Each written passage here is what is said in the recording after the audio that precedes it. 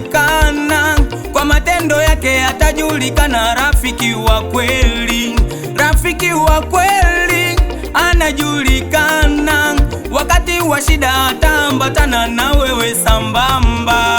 Rafiki wa kweli anajulikana, kwa matendo yake atajulikana. Rafiki wa kweli, rafiki wa kweli anajulikana, wakati wa shida ataambatana na wewe